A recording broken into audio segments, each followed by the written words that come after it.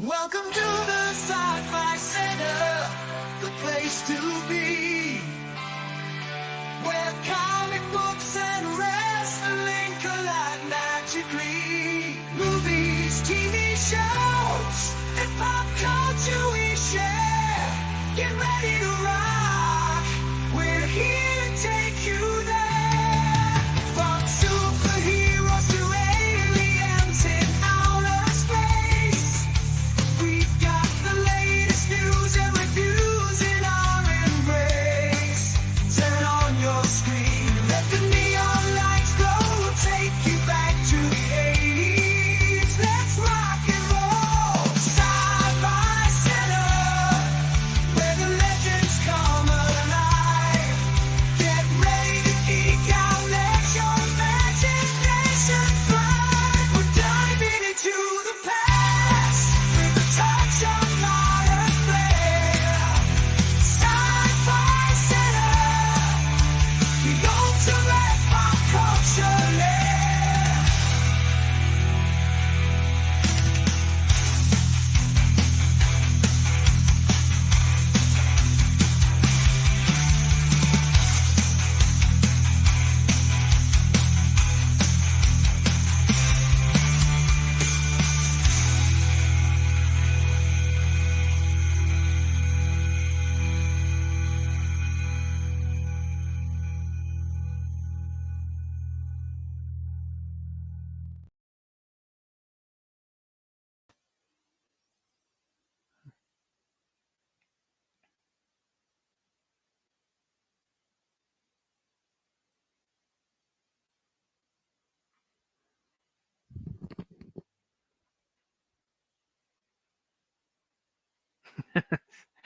Yeah, I was kind of wondering, like, should I tell him he's mute or not? There we go. Can you hear me? Yeah. Why, StreamYard, if you're watching, why the fuck do you do that? I unmute myself after the intro, after the video thing. So I unmute myself so I'm ready to talk. But when I fade out of that, you automatically, you take away the function. I'm not muted on my screen, but I'm muted on the tiny screen that lets everybody else know, that lets me know what everybody else is hearing and seeing. You need to fucking fix that. All right, welcome.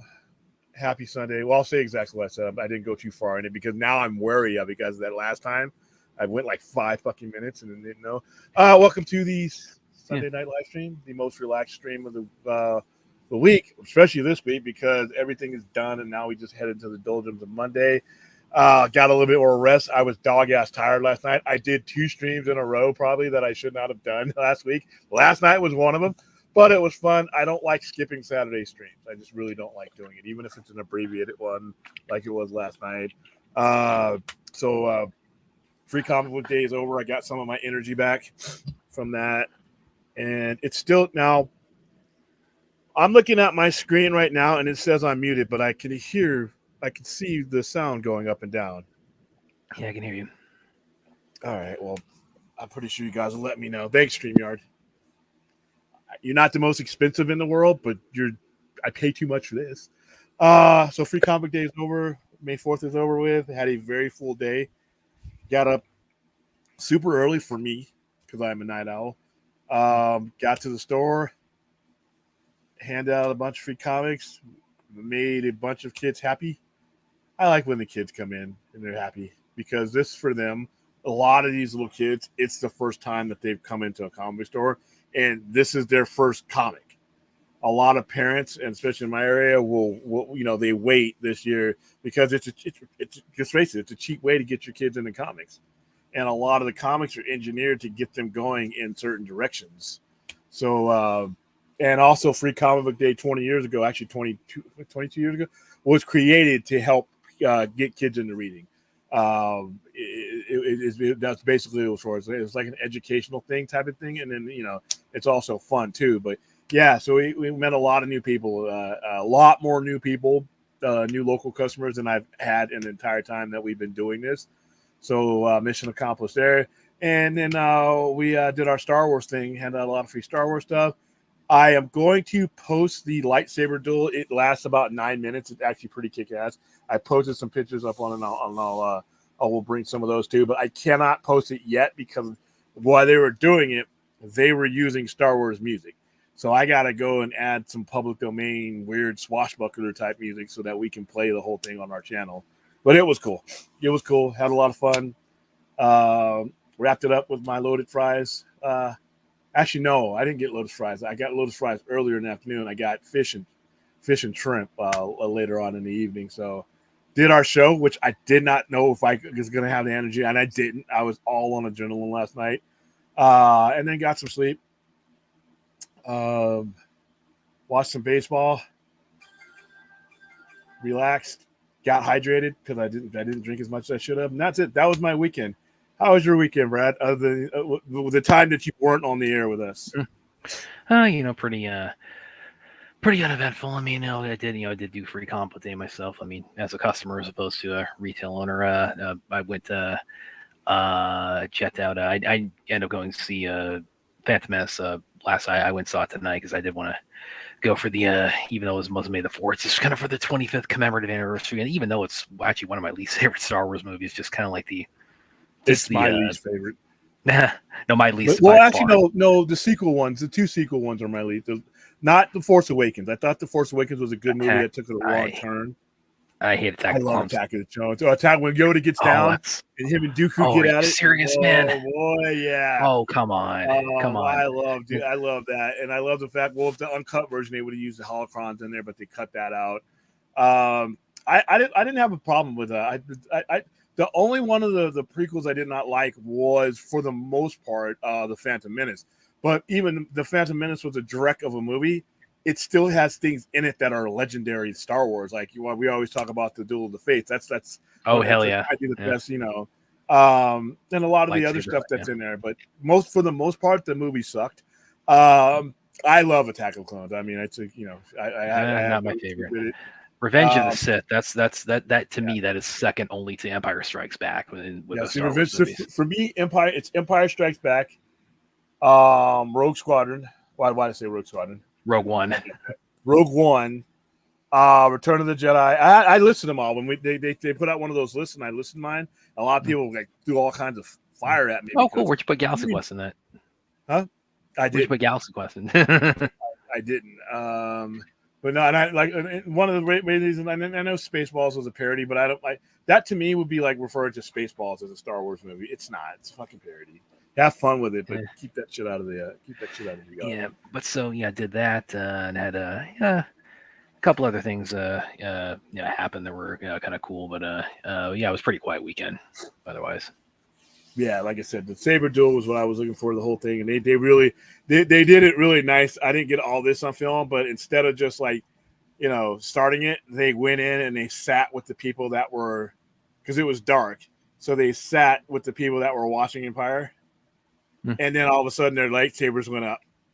And so what happened is, and you'll see this when I post it, they followed the Jedi out into the courtyard where the Sith were already waiting.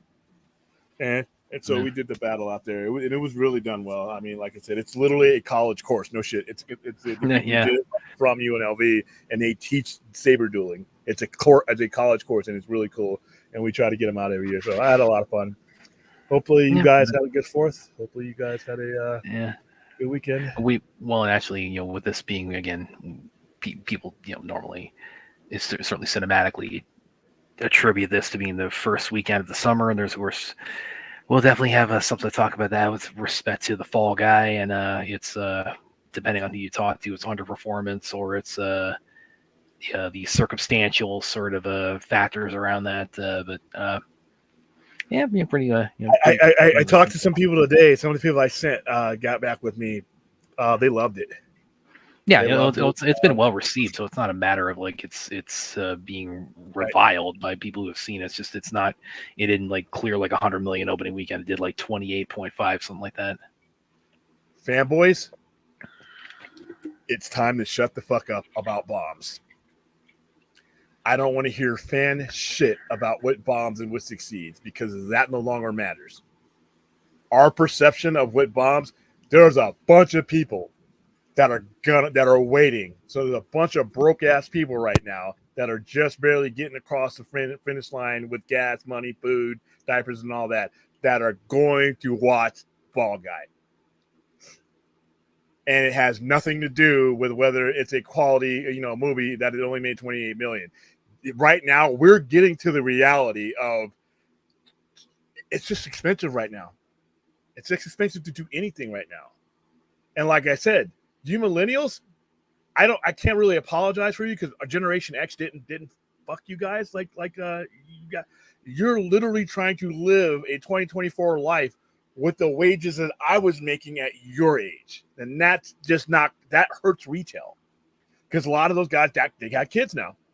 Millennials are reaching into your mid 30s before you got kids, you got houses, you got mortgages, and you're living a 2024 life on some 1995 wages, but movies aren't getting cheaper, food's not getting cheaper, and then you got cable, so you got to cut something out, and this is a movie that I think probably fell victim to just people not being able to afford to go out all the time. Now, there's always going to be those movies that do well, like you're going to have your Mavics, your Dunes, and these movies that are doing it. But for every one of those, there's a bunch of other movies that are going to get left on the cutting room table as far as the budget goes.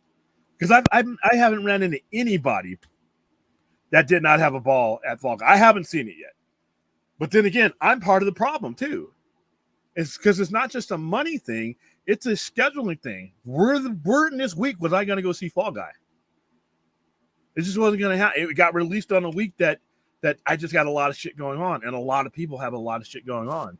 And the convenience of it is just that, in 30 to 5 to 40 days, especially if you're like fourth and you got people with these big screens and 75 and your surround sound, it's a hard, but I think that the studios are now understanding that, like I was telling you before, don't stop counting the money until the money stops being made.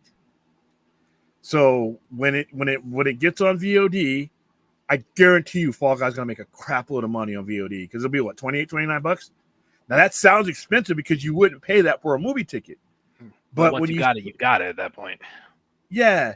When you're at home and it's not just one movie ticket, it's a family or the girlfriend, it's a date night movie. You already got your food in there. You're actually saving a lot of money by waiting for a POV, depending on what your circumstances are and timing.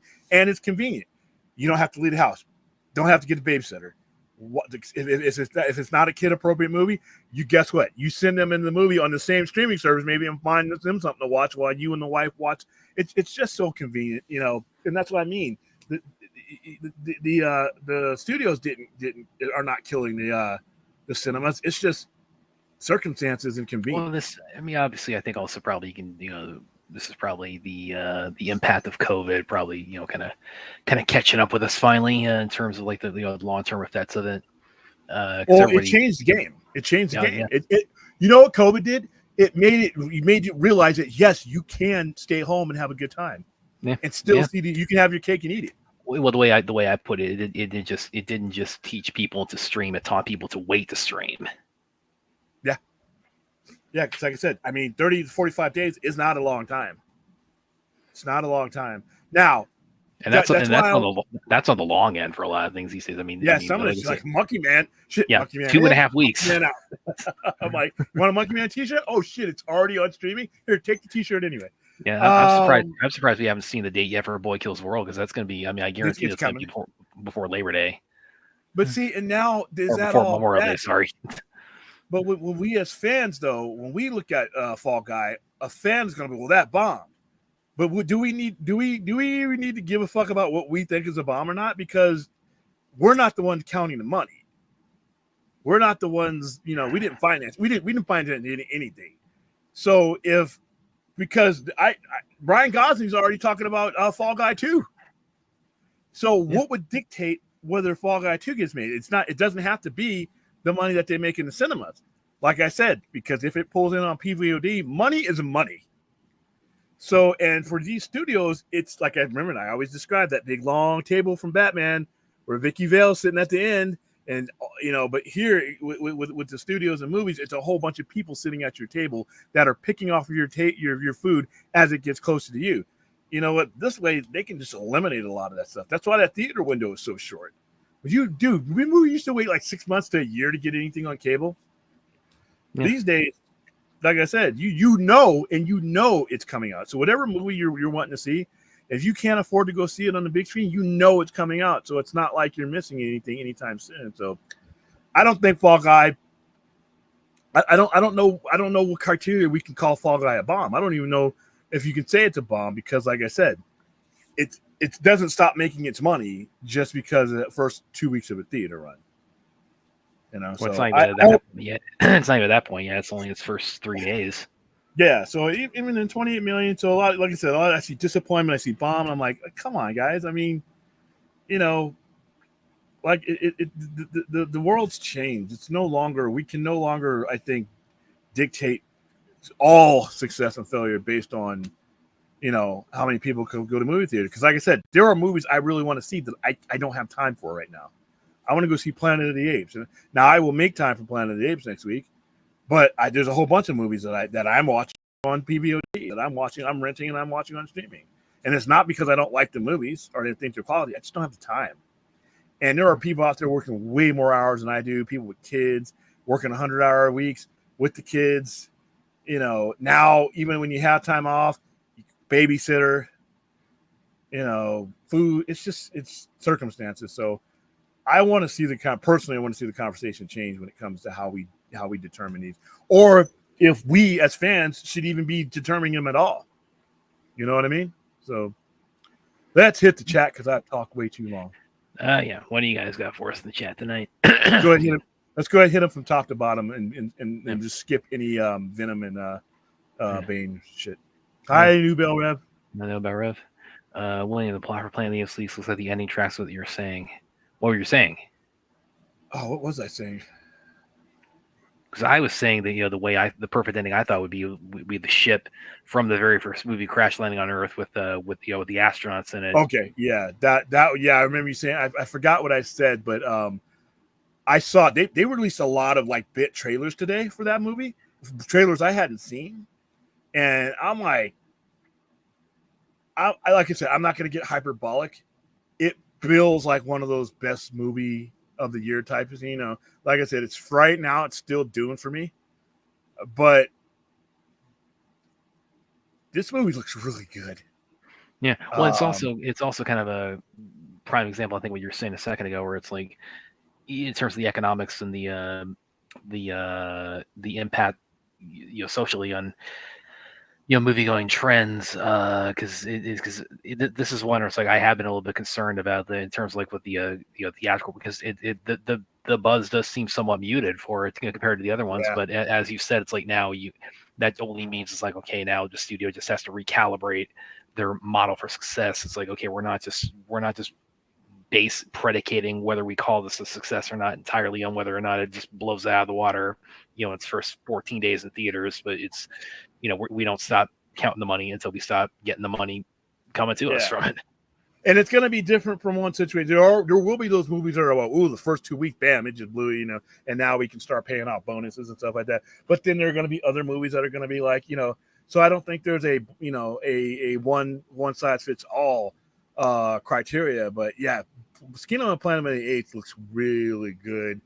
I like where it's going as far as it looks like we're at the point in the apes mythology to where the humans are reasserting themselves back in society, and that's what the apes fear, because obviously their evolution that brought them about is not natural, you know. So but yeah, it looks great. Like I said, I wish I could go see it on Tuesday, but I am going to go see it on one of the preview screenings as soon as I get done what I got to do on Thursday. But I'm definitely going to go see this one. I'm not going to wait for streaming on this one. I really want to see I'm definitely seeing it myself. How you doing, Jason Hector? First time I've seen you here, I think, unless I didn't. I mean, because I classify the because I have a little bit of like the Dawn of the Planet of the Apes, for my money, is the best of the entire franchise, to include the original. I mean, Dawn of the Planet of the Apes is just that good. I mean, Dawn is freaking phenomenal. But looking back on the original series, because of course I saw those when I was like 12 years old, and I'm confused. Dawn, which one Dawn- was the first one that Matt Reeves, not Matt Reeves, the first one where they... Dawn was the first Matt Reeves one.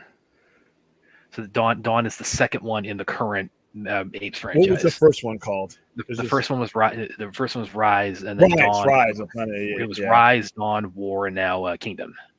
That scene at the end of Dawn where you see the airport and you see the pathogens that where it's going and where it's headed. Yeah, it's like, yeah. Oh man, that was pre-COVID. Yeah, I think about how that hits now. So yeah, but looking back on the original series, like the first one, obviously stood the test of time. But it's like looking back on the original franchise, most of them suck. I mean, let's be honest, most of the original franchise. Well, after the first one, there are parts of them that are all right, but the overall Escape isn't bad. Escape is actually pretty good, I think. But I mean, Beneath the Planet of the Apes, I mean, it goes from here to like there, with the telepathic people like worshiping the nuclear warhead, and it just goes off the rails. And then Conquest and Battle are horrifically bad. Well, with the apes coming to our modern time, that was awful. Yeah, and it's so crazy because if you look back on Rise and Dawn and also War, it's really weird because those are based on Conquest and Battle, but it's like they're doing them like well now. So it's like well, you got to realize when in 1960s, 1970s, those movies were made about civil rights of that era, and they were made about Vietnam and war of that era. So and you had the type of filmmaking you had back then it didn't take much to really get those going. So I mean, I can't wait. Yeah, and then the Tim Burton ones, like I go back and forth on that. So we're like, I think sometimes I'll go back and revisit like, oh, this is shit, and sometimes like, this is actually a lot better than I remember it. So I've gone back and forth on the Tim Burton one so much. Or there's better movies, I thought. I'm not a big Tim Burton fan, so. Good morning, Slipknot fan. Obviously, his crowning achievement is Beetlejuice. Yeah, and if that's a crowning achievement, then now you know why I think he's overrated. How you doing, Rhea? I'm sorry, I also brother Ray. Yeah, how's it going, Rhea? How's it going? Hal Jordan dropping in from patrolling all of Sector 2814, the Cypher Center. How's it going, man? Let us know how it's going on Noah. I can make an MP3 of this if you want a version that doesn't have the visuals. Yeah. Could you please? Actually, I want to see if we could collect some images of us or whatever, and play it over that too. Because I was going to ask you about that, man. Because I really like this song. And like a montage of the Sci-Fi Center over that. Yeah, I mean, I think that instead of just looking at that visual, because I don't want to not play it, but I do like that video. Yeah, it's cool that it brings up chat. Good morning, how you doing? Yeah, Ruth. Yeah. By the way, StreamYard is very easy to use, but it has its issues. You asked us last night, Ruth, when we were because we got on the topic of horror movies. And of course, you brought up Terrifier 3 coming up. It's like and I know Ruth is definitely really anticipating it, and I didn't get to make the whole point, but yeah, Terrifier. It's like I got this weird relationship with Terrifier. Where it's like I understand the appeal of the franchise, and it's like I understand that they work on a very visceral level. I understand. Art the Clown is definitely a very gripping kind of slasher movie villain. So it's like I have this weird sort of mix of both anticipation and dread with Terrifier every time a new one's coming up because they do definitely they get the job done, but they commit to getting that job done. They really, it's like even for like gorehounds like us, it's like it. I mean, it is like it. They just push it so far. I mean, it's very 80s too. It's got a very 80s kind of feel to it, especially the second one. I think maybe the second one was that's where I really kind of got that sense from it as far as the really just beating you over the head with because it's substantially longer than the first one. It's like 2 hours and 20 minutes, and so it's just so much to take in. So and they've talked about this new one, which is going to be a Christmas movie. That it's behind the scenes, it's gonna like totally just blow all the gore. And we've done the first 2 out of the water. I'm like, oh man, I gotta buckle up for that because that's gonna be an endurance test. I'm not even gonna go. I'll leave that. Yeah. I'll leave that one for a later date. Look at the kitties. Look at the kitties, and he's got his Justice League and his Justice League versus. Hey, you showed pictures. This is from Comic Day, right? Yeah. kids are adorable. Look at them; they're so happy. Their mom didn't want to be in the picture, but she's like, and she's got a boat, so we gave her everything. And like I said, he went and got that because he was playing with it the whole time he was there with the God. That's the one with the Godzilla roll. So, like I said, love getting people started on the genre. Yeah, it's always To break up that Terrifier talk because I don't want to. No, really though, it's like, but that was a point I'd wanted to make last night. I didn't really get the chance to. It's like, yeah, that's coming up, and it's like, man, those go so far. They don't go over the top. They don't go like, I don't even know if there's a term for like. Well, they remind me. Well, it just reminds me of like what Hostel became. It's like we got to outdo that last thing that shocked you. It's like, yeah. And the problem and the thing about it is they started with such a baseline of shock factor in the first one and the second one that it's like, I mean, it's like I don't know, like what can they do at this point that's like that is going to surpass like how just bloody and horrific these first two are, and both of them have, the first one, the second one, they both have each has like kind of one specific sort of moment that is really where they just really just throw everything in the kitchen sink at it in terms of the blood and guts. And if you've seen either of them, you know exactly which ones I'm talking about. So yeah, they're going to do that with this one. Just go as far as they can with it. I know, and the fact that it's going to take place during Christmas, it's like they're just outright just going for like we are just stepping on every toe we can with this. Yeah, to me, those movies just don't have it for me. But everybody's got their thing. Everybody should go see Fall Guy. It's a great movie. It's really disappointing that people aren't going to see the movie in theaters. I think it's time for people to adjust their projections too.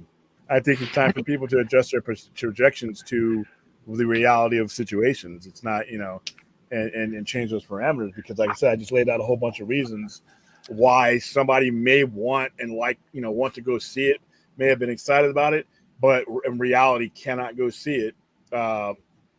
Either anytime soon or at all, and we'll have to watch it on streaming. I've seen some commentary on it too. That were, I don't know, I don't think this is what the studio is thinking, but some of the commentary I've seen, it seems like some of the perception among like pundits and maybe some of the public was that because Ryan Gosling is part of it, that this is going to like carry over some of the like the Barbie popularity too, which is like that is so apples and oranges, man. You can't compare that. Barbie was a phenomenon. Fall Guy is a movie that, like, it's a movie based on a TV show. Most people weren't even alive or around when it came on with Lee Majors in it. It was, but once again, it's every movie is going to be different. You have a phenomenon like a Top Gun, or like a Barbie or like an Oppenheimer, but not every movie is going to. Most of your movies are not going to reach. If you look at the mathematic reality of it, most of your movies are not going to reach this $500 to $600 million. Most of them are not. If you look at the box office, most of these movies are not. They're going to be mid-range movies. So where are the parameters? And like I said, I don't think it's that people don't want to go out and support the Fall Guy or want to go see it. It's just circumstances now make it more convenient for you not to. And we got to get rid of these dinosaurs that are setting these projections. I mean, it's like the people who are like, I was watching we listened to an article about TNA where they were talking about the buy rates for last TNA pay-per-views. It was so low, but they were talking about like terrestrial TVs. I'm like, what? You know how many movies I watch and have yet to ever see on a terrestrial TV? I watch them through a streaming service. I watch them from my computer, my laptop. I have a projector at the store. I didn't watch Zack Snyder's. I've never seen Zack Snyder's Justice League on TV. It's always been on some other device. But there's like a lot of people that don't count that. And then the buy rates came out and it was different. So it's like these expectations are being set by people who are kind of out of touch at this point. How can you set expectations for any movie now, knowing what the reality of the life of the movie may be?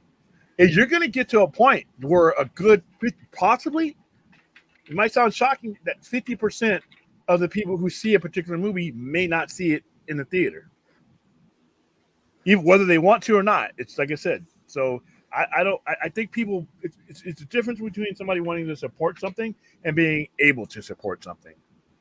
So it's a big thing. Like I said, streaming gives them an out to still support the movie because they're still supporting the movie. If you buy the movie on PVOD, you're still supporting the movie. You're still justifying, whether another movie should get made or not. But yeah, you have some people who are still looking at the old dinosaur models to try to adjust things. We just got to let that go, I think, because I just think we're in a new era. Yeah. How's it going, Aaron? By the way, also you mentioned with ZSJL, you've never seen it on cable or anything like that. And of course, they're always airing Justice League, which I know everything you laid out about the ins and outs of that, but still, the idea to me that even one person, that's their introduction to that movie, still breaks my heart. But that's my own personal rant. I would never put Zack Snyder's Justice League on TV though. It's just 4-hour cut. You just couldn't do it. But getting to that though, I mean, because the situation with that movie's release is so not even unique, I would call it really one of a kind.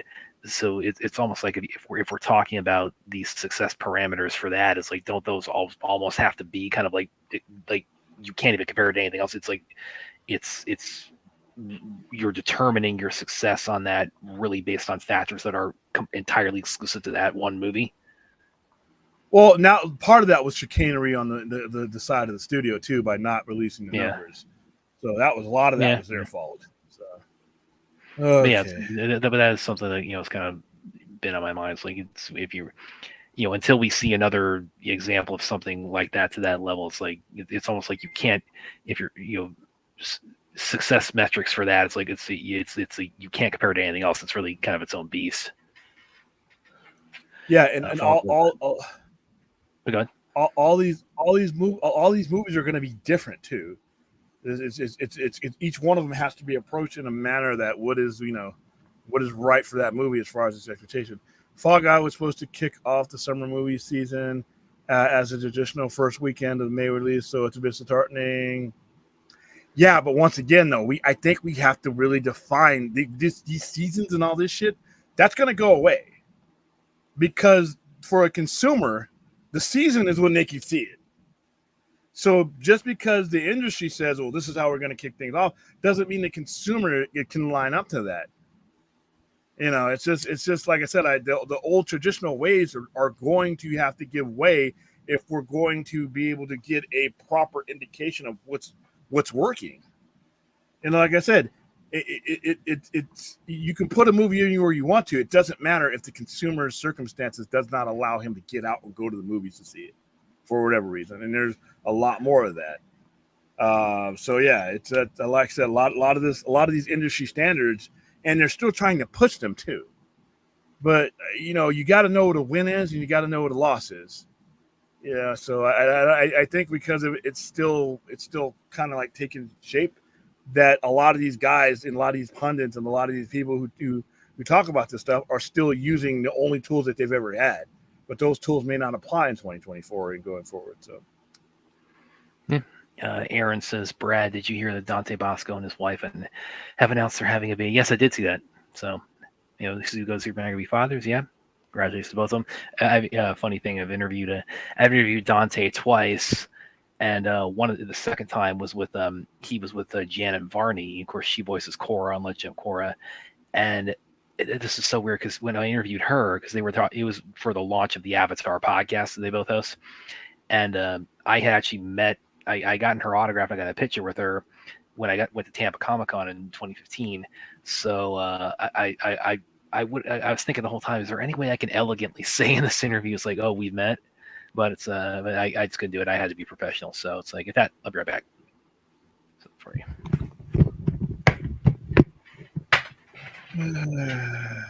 Okay. Comcast Universal is really screwing up the release of Fall Guy. Well, here's the thing. Are they screwing up the release date for Fall Guy, or are they doing what's best for their business and best for their streaming service and best for their second and third markets? I mean, okay. So yeah, you can't see it from this angle now because I think I had it positioned differently at the time. But yeah, this was the autographed image, a photo I got from Janet Varney at Tampa Comic Con, and that was like when I interviewed her. That was like literally like right over my head, like right where that other, where one of my certificates from one of my belt circuits is right there. It was hanging over there, so she could see it, but she couldn't really like from the distance, from the camera to the wall, she wouldn't have been able to like make out that she had autographed that. So it's like I'm thinking the whole time because I can see it in my little video box, and I'm thinking, man, I'd love to say, oh, by the way, yeah, we've met, but no, it's like, no. Sometimes it's like, and you got limited time on these things too, so. But sometimes you just gotta set aside, your fan, the fan in you, and just keep the journalist in you, just leading the charge on that. But yeah, I'd share this. Cool. Let's see. I'll hang that back up later.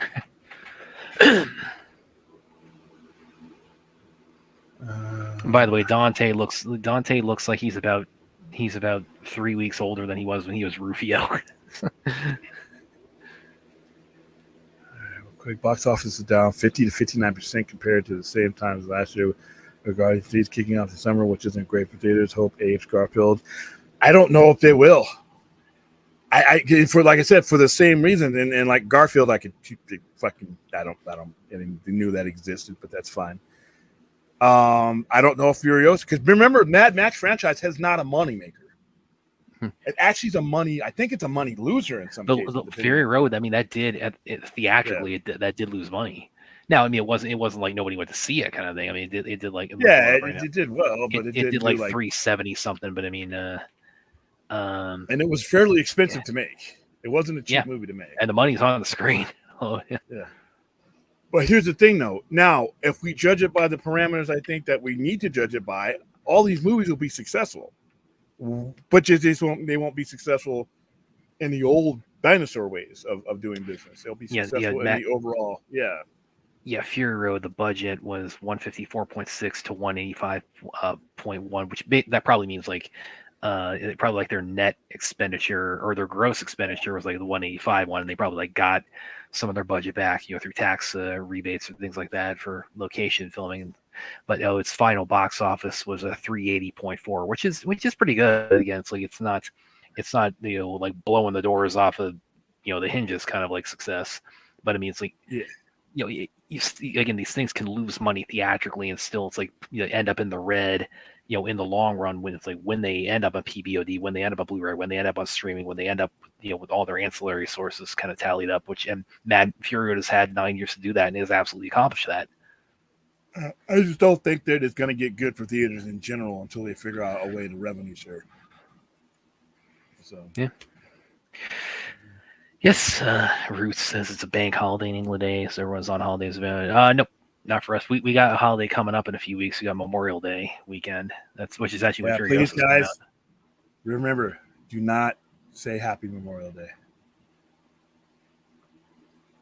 There's no such thing. Mm-hmm. All right. And then right after that, we got the 4th of July, which of course when we commemorate when the president got in a plane and defeated aliens that were invading. Oh, I'm sorry, when I'm mixing it up with something else.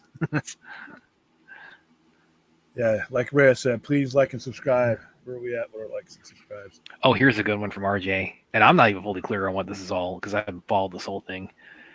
William and Brad, do you guys have any thoughts on the ongoing beef between Drake and Kendrick Lamar? None. Not one fucking thought in my skull. Somebody was asking me today about it, and I'm like, what? And then they showed me all the diss tracks or whatever, and I'm like, okay, I'm moving on. Yeah, I've seen this floating around, so I know what's going on. I'm just not paying attention to it. So yeah, I've heard it. Apparently, I'm like in the minority because everybody I come around is talking about that. Oh, Drake, somebody dropped another one. I'm like, I don't know what's going on. I don't know what I don't listen to Drake. I don't listen to Kendrick Lamar. So there's two people that aren't on my radar anyway. So yeah, I mean, it'd be different if we had like some like William Shatner was dropping one on like Patrick Stewart or something. Even still, but yeah, no, I know of it, but I don't know the details, and I just know that it's been going on all weekend. Yeah, that's about it. I've seen people reacting to it, but it's one of those things where it's like. Yeah, I kind of I think probably the less I know, the better. So. Yeah, I say how you doing, Jimmy Badlinsky? Hope I'm pronouncing that. Yeah, your Rangers are moving. Your Rangers won your game 1, man. Well, Ruth has an interesting question here. William, have you ever thought of setting a read along in the store once a month to invite the kids in to discuss the comics they are reading with your knowledge they would be customers for life? I have thought about that, and man, it's just what do I sacrifice during the day? I guess to because it would have to be on it would have to be on a weekend. It'd have to be on a Saturday. I'm gonna need, like I said, I just need another person to be able to run the store so I can do stuff like that. I got somebody in there now. He's still a little bit green, but yeah, once I get him to the point where I can just put it on auto control. That's something I would like to do. And then, like I said, give him free comics and give him promo stuff. Because there are certain tiers of comics to where you can get, depending on the age group, where you can hand it to them and it's safe. You don't have to worry about them, getting Frank Millard or anything like that. You can actually give it to them and they can read it through. And as they get older, they grow. I kind of do that now when every time a family comes into the store, we kind of go through that kind of now, but I haven't done it in an organized fashion. But yeah, that is something I have thought about. It's just wow, it's going to be tough. It's going to be tough to do it when I want to do it, which is on the afternoon because that's what family time. That's when a lot of people take their kids out Saturday afternoon. So and I think I would there's a bookstore that I've actually had this discussion with the bookstore that's in the same plaza because they do a lot of that, but not for comic books. So I'd probably get his help and not too. But yes, I have thought of that. It's a good idea. It's great minds think alike, Ruth. Yeah. See what else? Actually, Ruth had she had another one here about where is this? Where is this topic we were on a minute ago? Let me see if I can go back up here. But I gotta start starting these things, man. Yeah, that way people don't accuse you of skipping everybody. We're zigzagging through. Damn it, where was it? Well, basically, Ruth just said she's really looking forward to Terrifier 3. And it's like, yeah. Again, I'm not squeamish. I mean, I don't have a, I'm generally that one scene bothers me. But I listen. I'm all for some senseless violence, but to me, the violence is like I said, it's just basically trying to one up. Like, all right, see this? Oh, okay, watch this. And then like this. It's like I'm watching a human version of Tom and Jerry. Yeah. So, like I said, it's just I know people love it. It's just not for me. And they're going to keep making these as long as they can because they can make them for like $10. Yeah, like Hostel Hollows movie. Yeah. All you need is a warehouse and chains. They should go back to a 6-month window. That will never happen. Yeah, I don't see that happening. Between PVOD streaming, make phone real again. Why though? It doesn't benefit them. That's the thing, though. It does. Not only does it not benefit the studios, it doesn't benefit the consumer. It doesn't benefit the consumer. So it will make when a movie is streaming bigger deal. Nah, you see. Here's the thing, though. The people. It's not whether it's a big deal of them to not when it gets to streaming. It's whether when they can see it, whether or not they can ever see it in the theater. Why would I keep a paying customer who I know I have already given me money waiting 6 months? It doesn't benefit the company and it doesn't benefit them. It benefits the theater, but like I said, it's up to them collectively. If they want the theater experience to be around, they're going to have to come up with a collective bargaining situation where everybody benefits. But if I'm a customer and I want that 45-day window, I'm not going to 6 months. You're streaming. I think the streaming is better when the movies are brand new coming to there because wow, didn't I just see a trailer for that? And bam, here it is. So yeah, I don't think we'll ever go. I don't think we'll ever go back to that situation again because it doesn't benefit anybody. It doesn't benefit it. I don't think it would help. That's just me. That's just my opinion. Hello, Spider-Man. I haven't seen you in a long time. Was Spider-Man there last night? I don't think he was. No. So where you been, Spidey? So peaceful. No, I'm just kidding.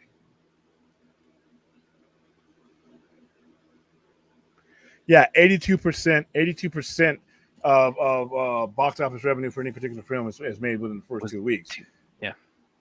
But here's the thing, though, is that's 82% of the box office money.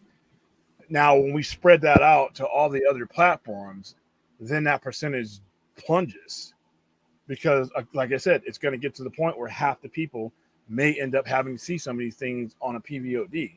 So that alone per unit might eclipse what you make in eventually, depending on how long you keep it on there. And like I said, more and more people are getting hip to the fact that in 45 days, I can just watch this on my 75-inch.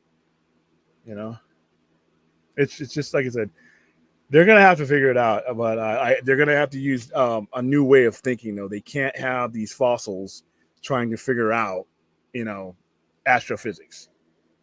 You can't have the caveman trying to figure out how to launch a satellite into space. We need new minds. We need people who have grown up with this technology and that it works for them. So that when they're saying, okay, I want to make Brad, I want to make Brad versus the Raid or something like that, right? Right now, okay, so we're on its face. There is no reason to ever justify a Raid movie. Oh, really? Really? There's no reason to justify that? Oh, no. Hold on. I'm being box office wise. So for what it would cost, all that stuff, it's just no justification. But does that mean it should never be made? No. You should always be able, you should be able to look at a situation. Okay, yeah, I may break even in the theaters, but here, if I put this on this channel, if I stream it, I don't have to release it in Asia, but I have streamers in Asia.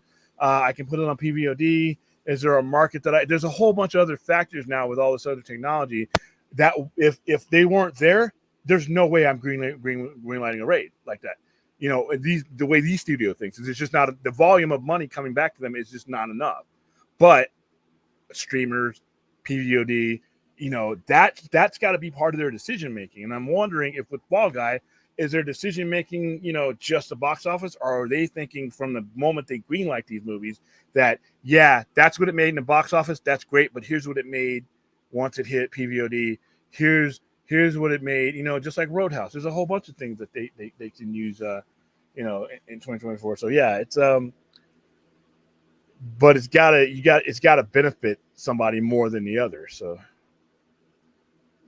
okay, the trial took a while.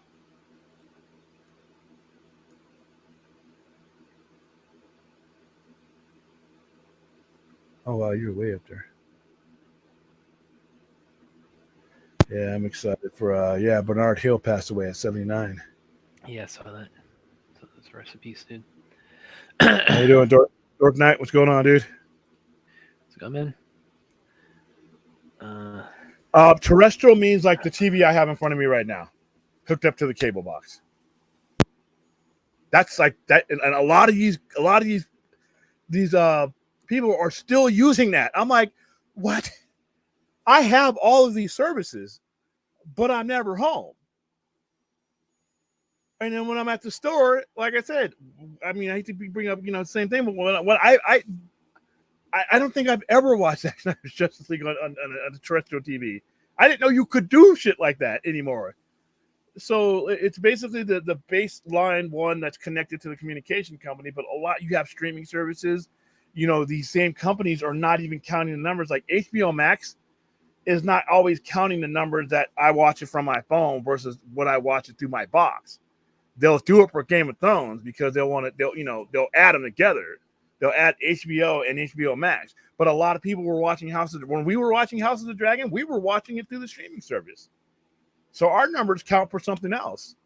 But yet you have to combine those to justify making more content. So like I said, the old school ways, the Nielsen days, I mean, we're still talking Nielsen ratings. I'm like, what? Damn. Welcome to the sci-fi pit. Ooh, wow, there we go. Well, no, not buying it via your cable box, but watching it via your cable box. So, for instance, if I was home when Zack Snyder's Justice League came on, I would watch it through HBO Max through my TV because I'd have the app on the TV.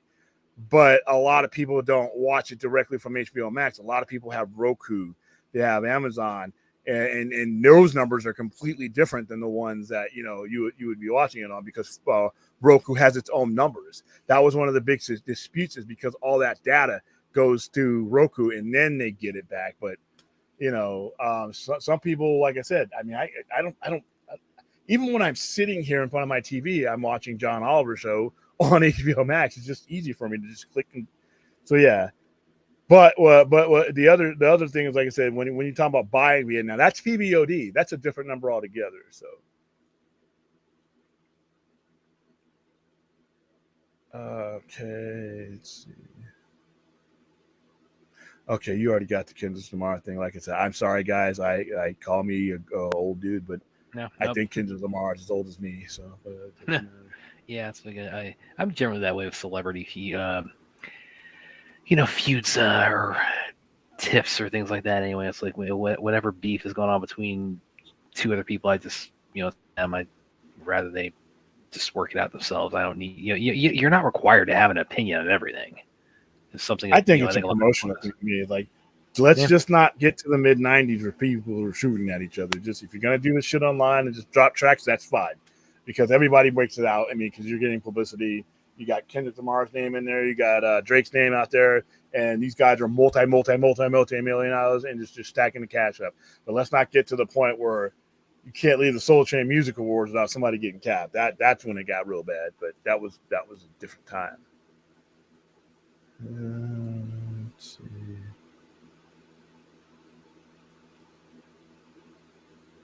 Yeah, hit him up by Tupac. Oh, jeez. Okay. Ooh, we got a lot to catch up with. All right. So the Monkey Man and Beekeeper on Friday is going to be a Patreon exclusive. Then we got to figure out in order. I got to look at the actual donations and see if we can go in order to start wiping some of those out on Saturday afternoons.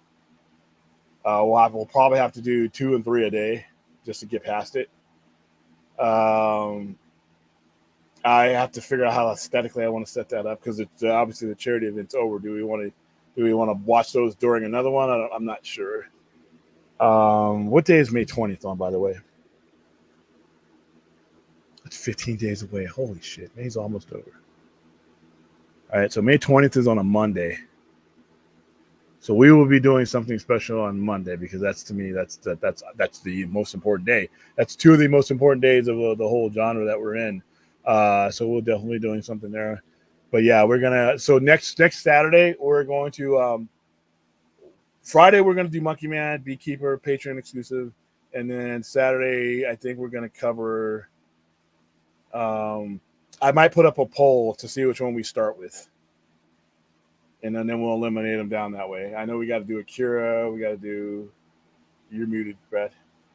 You got to do Akira. We got to do. Oh, I was going to say that you're going to do the poll, and then every option on the poll is going to be the raid 2. That'd probably be last. Is that one of them we have to do? Well, it was the one we were going to do, and then Chappie.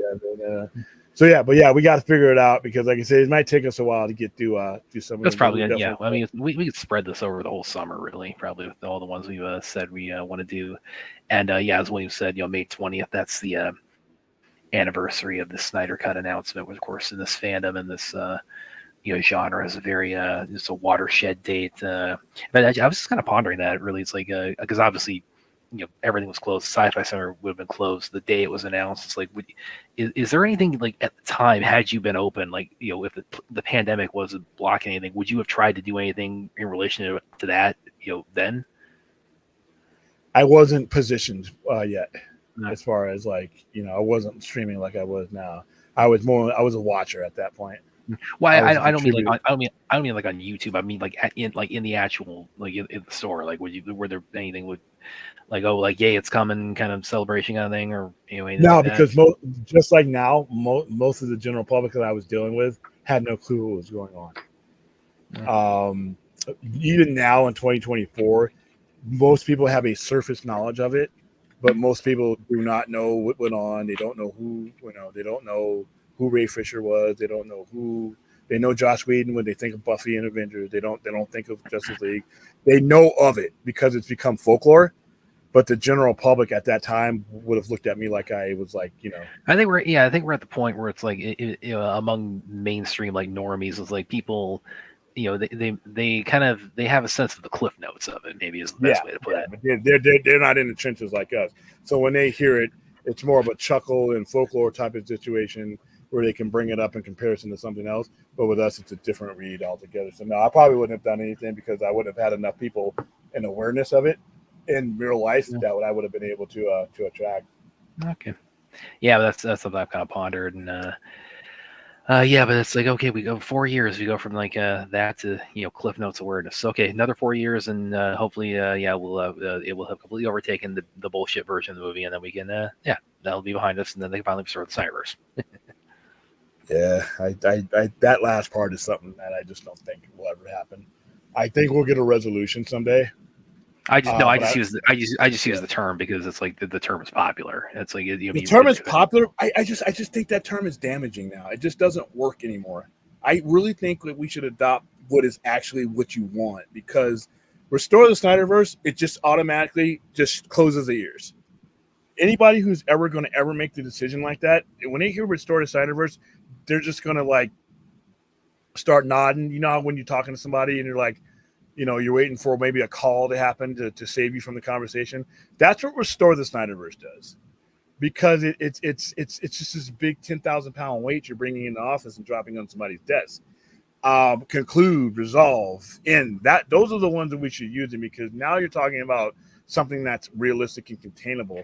But when you say restore the Snyder, a supporter like me, it becomes a turnoff, because it entails so much baggage that nobody is going to want to deal with.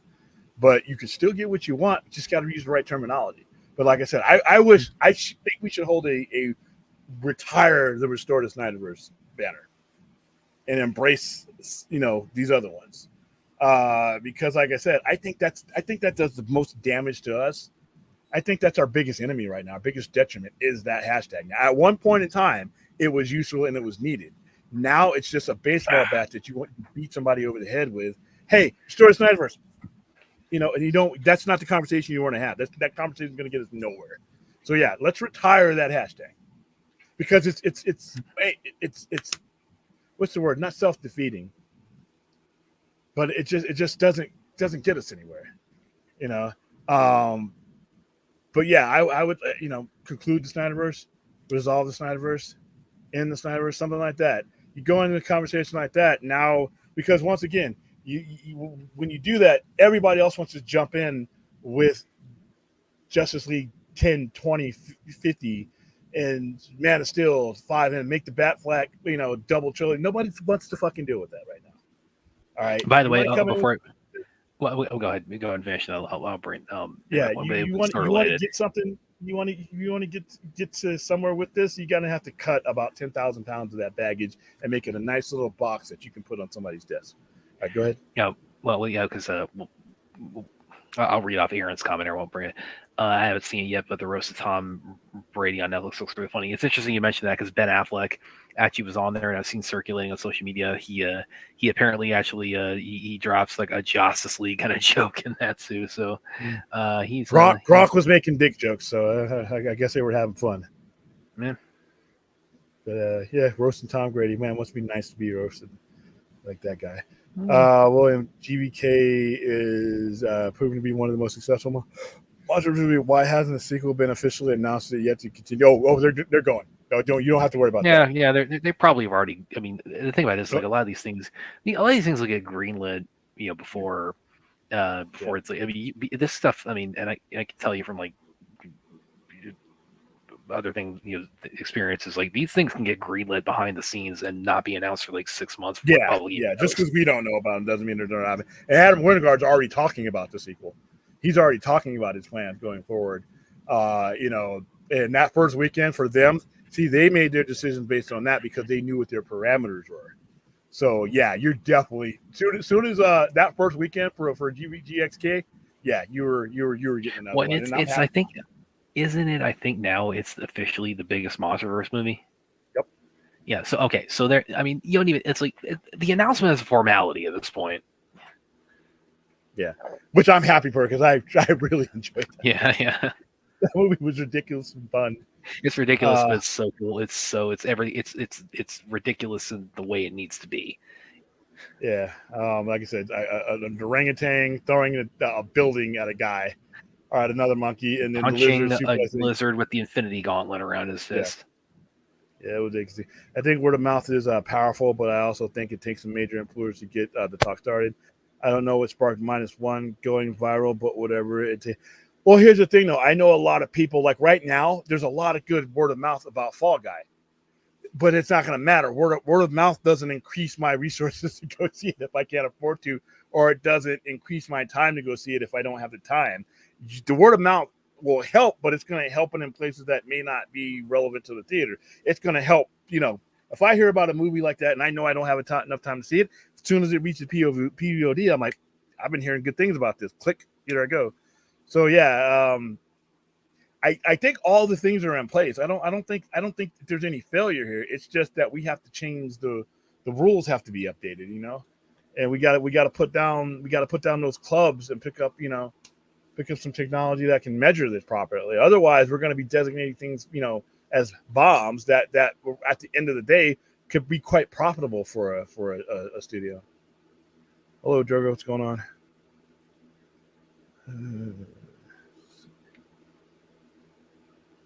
But then again, everything is going to be different, though. Like I said, every movie, and that's why I always say when people say, "Well, these trends or this change, this change again," no, every movie should be analyzed for what it is going forward, because not like I said, not every movie is going to have Top Gun Maverick circumstances.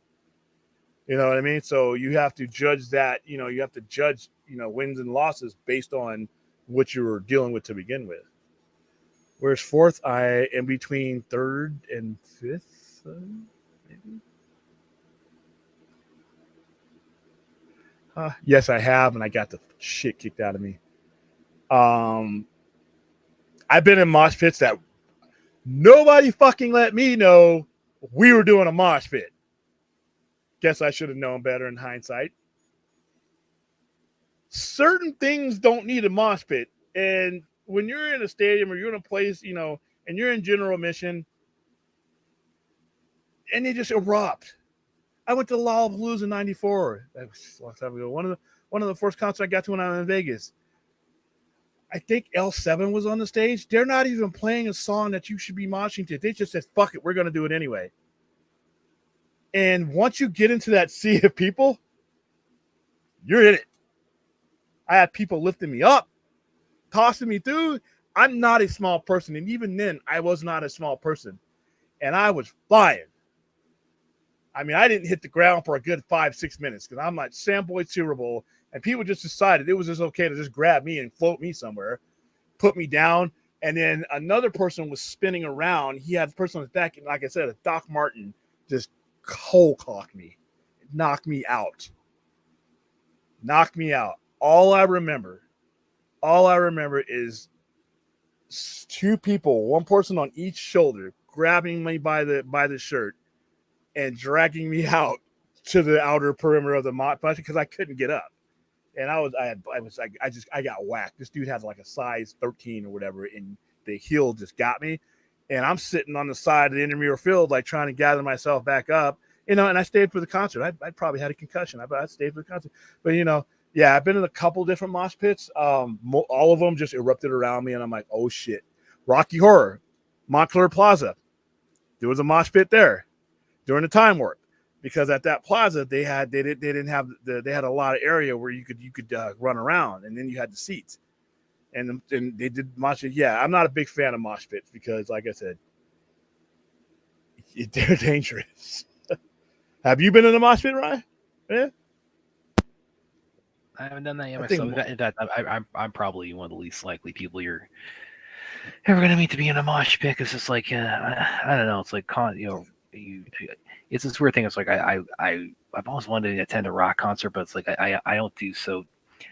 I'm not too crazy about crowds and like tight space and things like that. And it's the idea of like 100,000 people and like a tight space, like if something goes wrong, it's like I just really see that going really bad for with people like stampeding out of there to get away in a panic. I just don't want to be stuck in that. Yeah, that's something. Usually that's catastrophic. You do have a chance of. But a lot of times when we're in stuff like that, back in the day at least, people kind of looked out. If they saw somebody go down like that, somebody would come. Somebody was, because they didn't want to step on you. So somebody who's like foot would come in contact you, and they would realize you're down there, and that person would grab you, stand you up, and it was funny. It would be like you were being rotated out by a bunch of people until you got out of the circle, because nobody wanted any. They weren't trying to hurt anybody. It was just boots are flying, shoulders are flying, beers flying, chicks are flying, tops are flying. I mean, it's like, it's just wild. And like I said, and the weirdest thing about it is you think, okay, this is a speed song. They're going to go in a circle and everything else. They were doing it in songs that weren't the pace of what I thought the pace of a mosh pit should be. So I'm like thinking I'm safe, and then I wasn't. Everything was good. Like, it wasn't. I mean, I think maybe the thing that scares me, it's kind of scary. Like, you remember like this, like Woodstock '99. It's like, I mean, that was a unique disaster. That was a shit show, literally. The thing about it though is Woodstock '94 was everything right that Woodstock '99 was not. And it sucks too, because it put a bad name and put a bad spin on things like that, when just 5 years earlier you'd had one of the best events that I'd ever seen. And I remember it being televised. I remember the Nine Inch Nails performance in that one. I would literally watch that, and that was something. And then to have have that happen. Women were getting assaulted and things like that. The concert going events I've ever gone to, people were safe. Like I said, you go to Lollapalooza, you go to people were safe. You didn't. We had people out there, but nobody was gonna mess. Like if you were at you were a woman out there, somebody was messing with you, somebody was going to come over. But by the time '99 rolled around, it was, dude, the documentaries on that one were just made. I felt bad. I just felt bad. There's one on Netflix about it. It really is. I watched that one. And like I said, when I call it a shit show, that's not. There's a reason for that. Yeah, it's Aaron says, you've been in a mosh pit, Aaron. Yeah. Like I said, I didn't voluntarily. It wasn't like, hey, William's going to the mosh pit. No, William was there, and the shit just started moving, and you had no choice. It's like, and you're looking around, am I going to get out of this? And some of those guys are they're into the music, man, and it's like, it's almost May. No, dude, it rolls. Trust me, it goes fast. Like May 6th, I'm already thinking about mid-month. We're already literally thinking about May 20th. When you start telegraphing the month out like that's when it starts moving fast. But oh, whoa, you got death threats. A ton of death threats last night from me setting up in front of Venom movies. You already did, guys. I hope you're kidding, dude. I really hope you're just kidding, because that's over the top. Nobody should be getting any threats over anything that happens in this show. Let's see.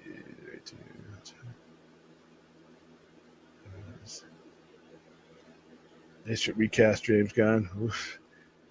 Who knows? New sheriff might. All right, just trying to look and see if Ruth would make a mosh pit a murder pit. No. My hairstyle over in my entire life has been consistent. Pretty much what you see. Short, to the point. I think you're muted, but I would be funny to see Ruth in a mosh pit. I'm saying, like, I have a mullet. Yeah. Oh, no, at the party in front. What is that? Yeah, party in front or work in front, party in the back. Yeah, something like that. Yeah, I would never. Let's see. All right, so we're caught up. Ooh, wow, we got 55 people on a Sunday. I don't know what you guys are seeing, but I got 54. So yeah, here, please hit the like and subscribe. If you would like to. It was an Evermore concert. Smashing Pumpkins and Beastie Boys. Beastie Boys had a small mosh pit for sure shot when they first came out, because Sam Boyd, you could like get right up on the stage, and it's like, and I learned my lesson there. But yeah, it's you just didn't know where it was going to erupt, and then like just people were having fun. Like I said, I remember seeing Smashing Pumpkins at Lollapalooza. Most of their set for Siamese Dreams, they never. It was the mosh pit never stopped. It just slowed down and sped up. So you can kind of like join it at your leisure if you wanted to. But yeah, man.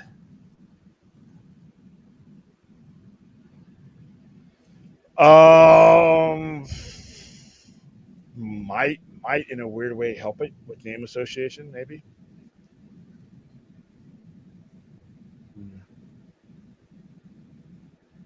Let's see.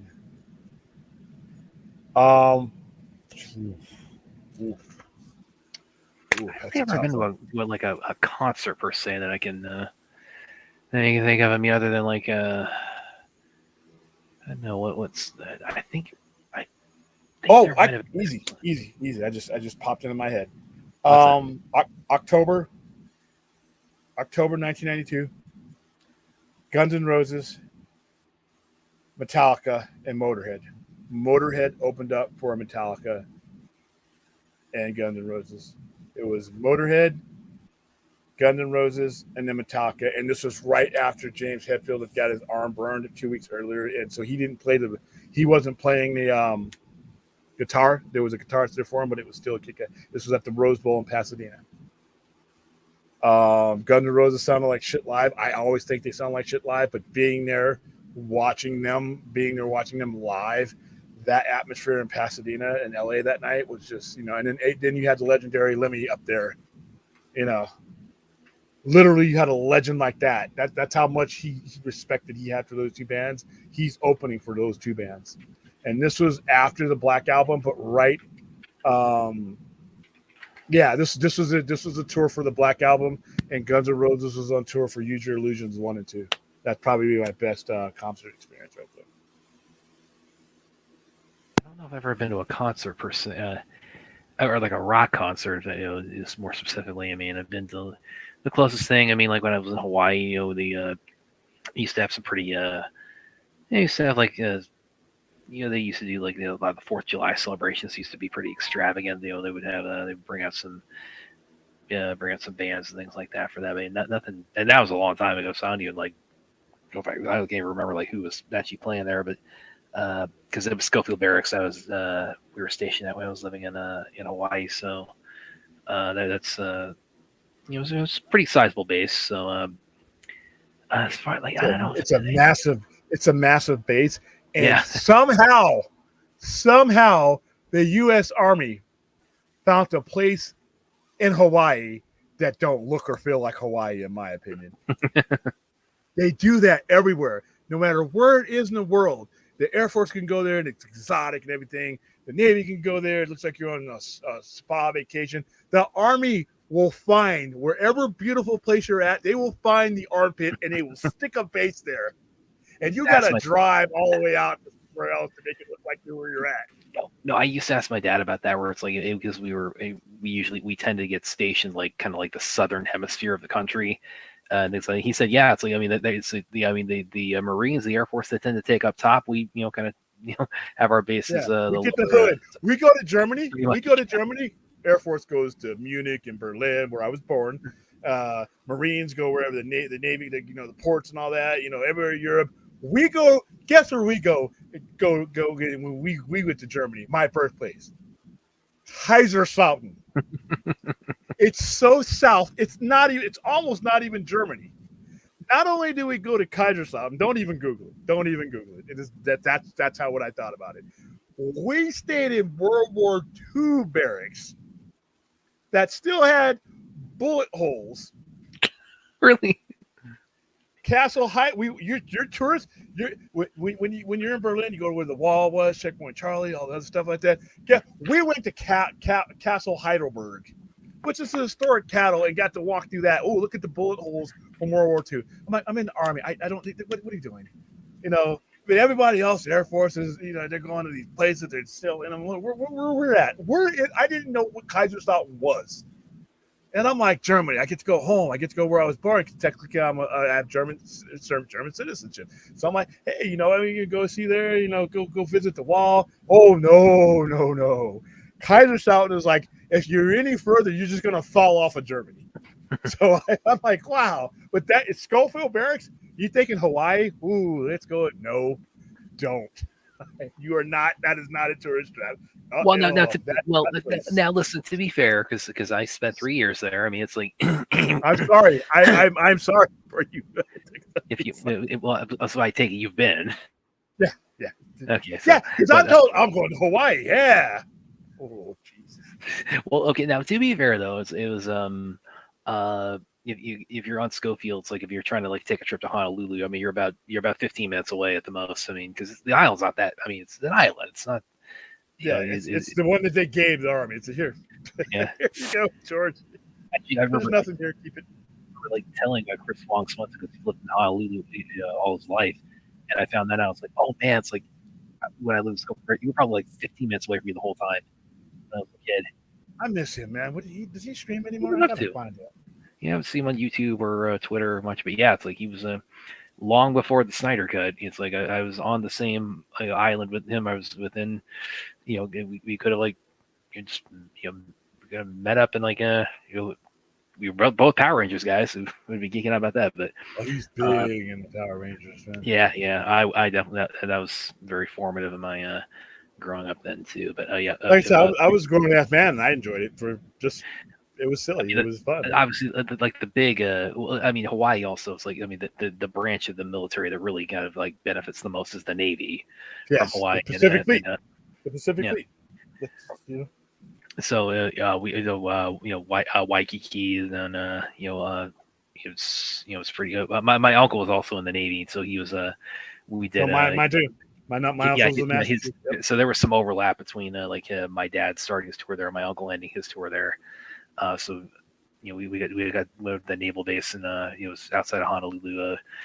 I guess again, it's like it doesn't take long. Even if you're on the Schofield versus the armpit, it's like it's the armpit. It's like not for whatever reason. It's like really close to where the head is.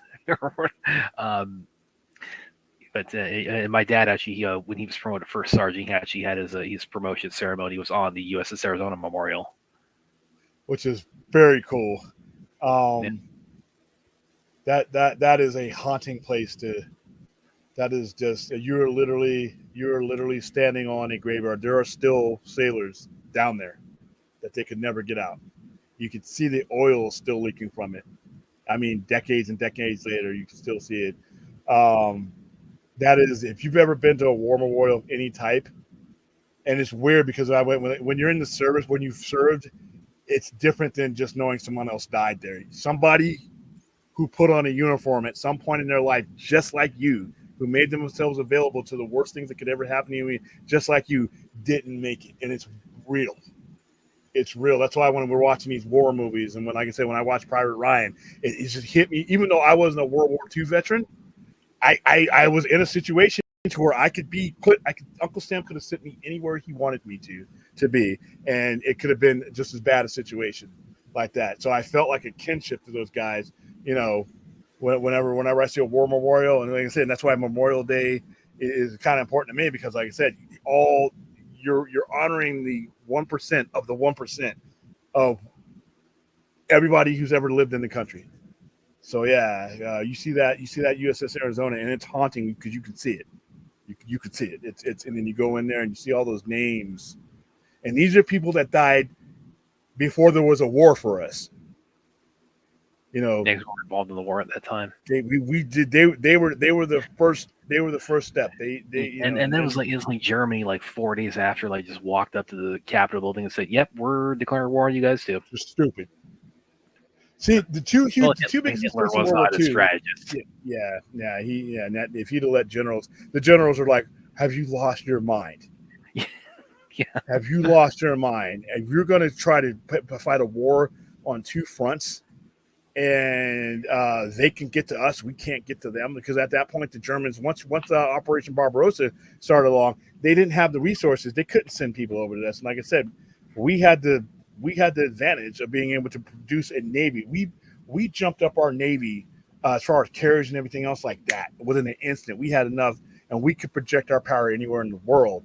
And I don't know what Japan was smoking. Once you realize after Pearl Harbor that you didn't get one carrier, I mean, and I remember when I think it was Tojo. Tojo was like, "We've awakened the sleeping giant," because I think he was against the attack on Pearl Harbor because he had trained, he was educated in the United States. He saw the industrial complex that was there already, and he was like, "If they turn this on us, it's over with." But he did as he was ordered. and Yamamoto, all those guys sat in the office and said, this is a good idea. But at the time, though, we were in isolation as country, though. We didn't want, Roosevelt needed the excuse to get us into the war. And once they did that, that was it. And like I said, what saved us is the ability to produce anything and everything in mass amounts, man. And that's what we can do now in the war. That's why, like I said, people will take pot shots at us, but nobody gonna mess around with it. But how was the Leaf in Amsterdam? Oh, he's talking about. I didn't pick up on the code word yet. I read it literally. Sorry. Well, by the way, Drogon, no, it's just water. Just water. Yeah, just water. It was a brisk. But it was brisk. I see here. Once I drank it, I just poured water in here. Yeah, exactly. He said if we haven't had a decisive victory in 6 months, the production, because they only had so many zeros and they only had so many pilots, and that's what towards the end they were putting kids in those, and they were sending kamikazes out because they ran out of capable pilots. So yeah, World War II was something else. I don't think I've studied any war more than that one, because that's the world's biggest disaster as far as conflict goes. I mean, 20 million people died during that war. 20 million people. It was like, you look at it now, it's like it's settled in, because I was 40 years from being even alive, but it was just yeah, they had some show. Okay, you guys are talking weed in the chat. Okay, that's nice. All right, we are at 50 people across all platforms watching. And by the way, guys, YouTube's important, but apparently all these other platforms are too. That's Film Junkie, because he's now, I start seeing him promoting his Patreon a lot more, which is something I need to do. In fact, here you guys go. I'm going to promote our Patreon, because we have two movies that are going to be Patreon exclusives, and I feel the need to do that because, like I said, you guys are Patreon members, and you guys should have something special to remind yourself. So we're going to be doing 2 movies this Friday. There you go. All right, I want to show you guys some pictures. That weekend. All right, sounds good. Not the video yet. Oops. Wow, this is so weird. I hate StreamYard. Profile. And StreamYard, stop sending me little messages and saying we've made some changes, because you know what that means? That usually leads to bullshit. Stop changing stuff.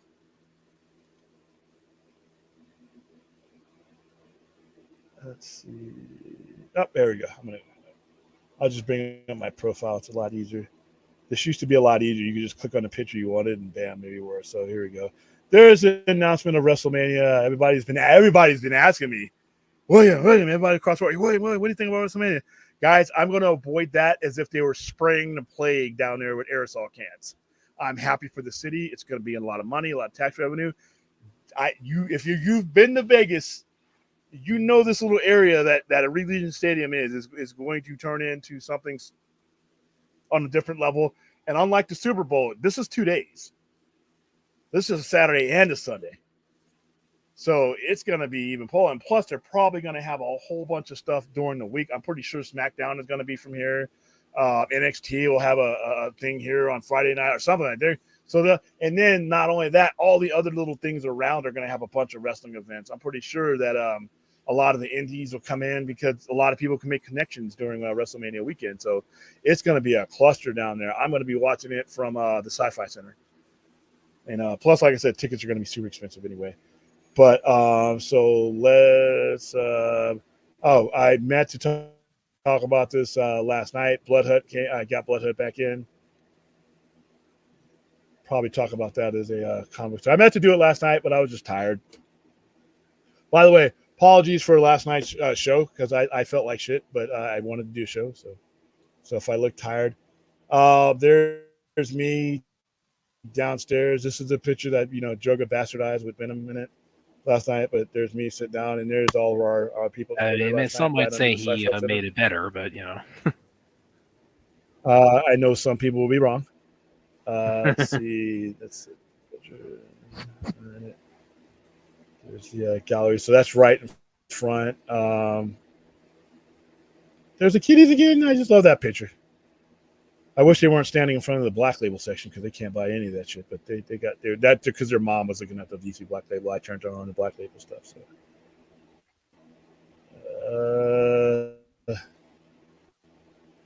This was like at the beginning of the morning when I still had all the stuff, and I gave away Star Wars rings to everybody who came in. So you had your choice of I just gave you all three. There was C-3PO, R2-D2, and there you see Darth Vader. There he goes. So that was fun. Like I said, this was I stopped taking pictures. Oh, this is somebody. Oh, yeah, this was May 3rd. This is. Yeah, and I was like, one of the very few mistakes that Marvel made at that point. I really wish they hadn't done that, but they did, and that's another discussion. All right, this was the photo op after we had done the lightsaber battle. Dev Sister Kim is behind that pillar for those of you guys who are always asking where I gained most of my pounds from. Those lightsabers were they were yeah, whatever. The lightsabers are hard resin. They were hitting the shit out of each other with this one, and then there's another one, and then there's so that was a Jedi photo op. As you can see, they had dark blue and purple lightsabers, and then we had the Sith. They all had red, and there was people there that were there to take photo ops. So after the battle was over, it was, like I said, it was cool because we I don't know if I told you guys, the way we did it was we had Empire Strikes Back playing, and they just came in and sat next to you because it was dark and you didn't know they were there until they lit up their lightsabers. And once they lit up their lightsabers, the main Jedi guy said, "We have to evacuate this building, follow us." And when you see the video, I'll show you, they walk down into our courtyard, and the Sith are waiting there on the other side, and they're like, and it's nighttime, so it was a cool visual. And then they just start fighting, one at a time until one wipes the other out. I think I had a hold on. I think I had a really cool picture, the aftermath. The Sith ended up winning the battle, and the reason I asked, well, how can you guys have the Sith winning all the time, is because we spend all day May 4th getting our asses kicked. So it's the only time that the Sith win is when they come here. So I'm like, so all those battles, they lose them all. The Sith lose them all over Vegas on May 4th, and the only time that they win is when they come to our place, which I thought was hilarious. I'm like, okay, I got it. All right, so this is the aftermath. I don't know if you guys can see that. There's a Sith standing up there, and if you can see at the bottom, all the dead Jedi. Which I thought was, the Jedi purge happened on May the 4th. Yeah. This is in our Star Trek section. I moved it around so that we could put more Star Wars stuff out. There's my Tribbles, and there's Kirk. Open. That's the photo op I showed you. Now we're on Instagram. So, for some reason, these bikers came out and they just had their little party. Oh.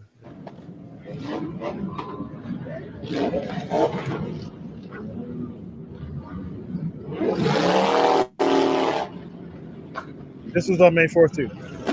Fireworks. I thought it was gunshots at first, but yeah, that was just out of nowhere. That's the picture you guys already saw. This was the warning we had to do. We were going to do this outside, and with the wind, we had to do it inside, which is fine. But this was the warning we gave to everybody in the area. We had these signs posted, and we wanted to let the people know coming. We're watching Empire Strikes Back, but the Sith and the Jedi are in the area, and their 1,000-year war may spill over into our screening, and it did. That's my sponsor. It's Blood Hunt. Sister Kim herself. There's one of my customers came in just as Doctor Strange. This was a cool thing I picked up, a New York Comic Con variant of Mary Jane. It's Spider-Man #1. There's the kitties again. This is the guy who's downstairs. We do a lot of business with him. This is Schwa. He is downstairs at a Vamp Pop Bookstore. He got into the spirit. He's wearing a, as you can see, a Star Wars shirt with all the Star Wars vehicles on it. Thought that was cool. We gave away tickets. Oops, gotta let the winners know, by the way. Gave away tickets to see Kingdom of Planet of the Apes, which I can't go to. That's the first guy. And then there's our store-wide sale we had that day, which did very well. The wind advisory. Had to let people know that it was going to be inside. All right, so this is the initial post we sent out. Tomorrow night, 8 p.m., we'll be holding a free special May 4th outdoor. Was going to be outdoor. We changed it. However, both Sith and Jedi forces will be in the area, and it's a near certainty that their destructive conflicts will bleed over into our event. When and if this happens, please step aside and let them work out their issues. Once one side wipes out the other, we will resume. So that was fun. That's the open sign. There's a Vader ring, and here's the C-3PO ring that you got when you came in, and then there's R2-D2 ring. And that was the initial flyers and everything else that we were posting. Everything. Wait. Let's get back here.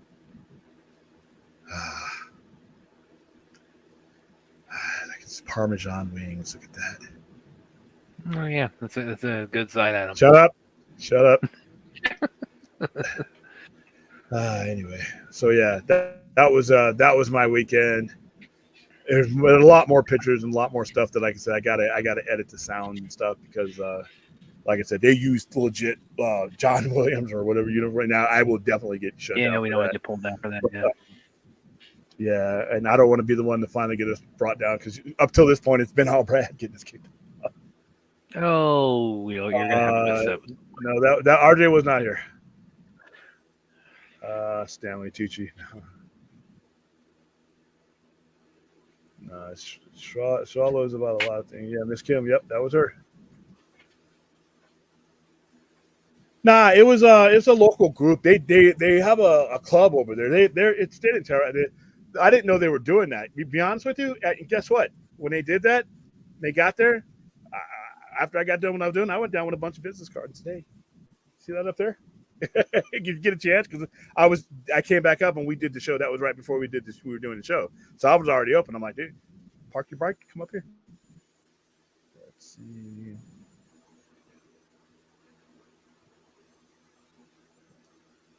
All right, before is it now? Okay, you guys are talking. Oh, Prince. Yeah, rest in peace. And the guy, Painkillers. All right, I think that's we'll wrap it up there. Yeah. All right, guys. Well, thanks for a nice, entertaining week. It has come to an end, and now here comes Monday. Hopefully, a less tempo. I mean, I love the tempo we had this weekend, but man, it's exhausting. So, I need a sort of non-eventful week as far as the event goes. But you know what?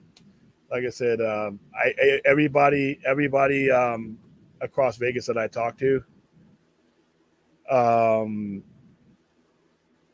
every owner that I talked to that I do business with, they all had a good free comic book day. So I was happy with what we did. The brand new. No, I actually got Chinese food tonight. It's good to see you, Williamsburger. Shut up. But yeah, I had a lot of fun this week. Like I said, I look forward to May 4th. I'm looking forward to next May 4th. I'm looking forward to outdoing ourselves next May 4th. So I enjoyed May 4th. Like I said, for every other retailer, for Black Friday, May 4th. This year more than anything because whenever, like I said, every 5 years or so, it drops on pre-comic book day. So you guys just got to take advantage of it. So get to meet all of our local Star Wars fans, and a lot of them follow these the lightsaber duelist crew. They follow them around. So there were people that came last night that had been to all their performances throughout the day, and they had like camera setups and rigs and stuff. It's like, they had some huge fan following. So was happy to see it, but hey, we'll see you guys. I don't know if I'm going to stream tomorrow. I think I'm going to do what I did last Monday, just rest my eyes. And I will see you guys on Tuesday, unless something, like I said, something irresistible pops up that we just have to talk about. But right now, the dust will settle from the weekend, and we'll go from there. Okie dokie. So happy May the 4th weekend, everybody. Yeah, May the 5th and May the 6th and all that is. It's only May the 4th for me. I don't get into the other stuff. So, all right, guys, have a nice beginning to your weekend. Try to endure Monday and make it through. And then just remember, you blink of an eye, we're already halfway towards the weekend. So just think of it that way. Okay. Say bye, Brad. There, guys.